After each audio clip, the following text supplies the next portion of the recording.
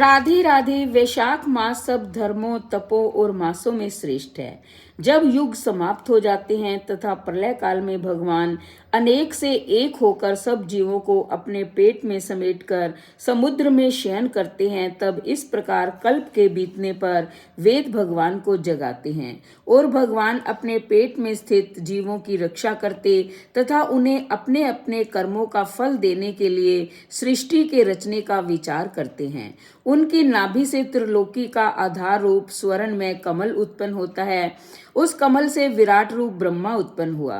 फिर सत, रज और तम उत्पन्न हुए। गुण, प्रकृति, मर्यादा तथा भुवनों के स्वामी रचे। फिर वर्णाश्रम के विभाग पर धर्म की कल्पना करते हुए वेद, मंत्र, स्मृति, पुराण और इतिहास रच कर इनके प्रवर्तक ऋषि उत्पन्न किए। अलग अलग वर्णों के धर्म निर्माण किए। प्रजा अपने धर्म में यथोचित लगी हुई है या नहीं, यह देखने के लिए साक्षात अंतर्यामी भगवान डर दिखाने और परीक्षा के निमित्त अवतार धारण कर स्वयं इस संसार में आए। वर्षा काल में कई कीचड़ में फंसकर यथोक्त धर्म कार्य नहीं कर सकते। शीत में वातादि से दुखी होकर ठीक धर्म पर नहीं चल सकते। शरद ऋतु में ठंड के मारे प्रातः काल नहीं उठते, इसलिए बड़ा दुख होता है। इस कारण भगवान ने संपूर्ण पापों के निवारण के लिए बसंत ऋतु बनाई। यह ऋतु स्नान, दान, यज्ञ, क्रिया और सब भोगों के लिए अनुकूल है। मीन की संक्रांति में वर्णाश्रम वासियों के घरों में रहकर भगवान लोगों के कर्मों को देखते हैं।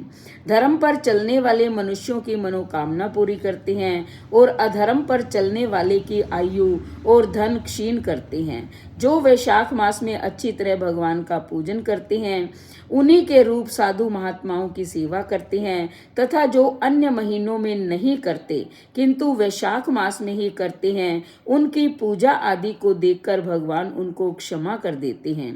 भगवान भी पूजा से यह देखते हैं कि कितनी श्रद्धा है। भगवान इस मास में प्राणियों की परीक्षा करते हैं, इसलिए वैशाख मास के प्रारंभ में ही यह प्रार्थना करनी चाहिए कि हे भगवान, मैं वैशाख मास की संक्रांति में स्नान करने की कामना करता हूँ, कृपया आप इसको पूर्ण करें। तथा हे मधुसूदन, मैं स्नान करके आपको अर्घ देता हूँ, आप इसे ग्रहण करें।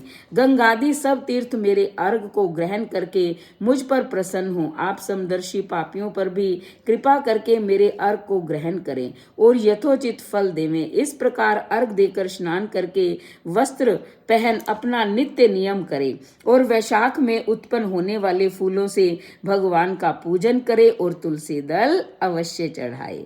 धन्यवाद।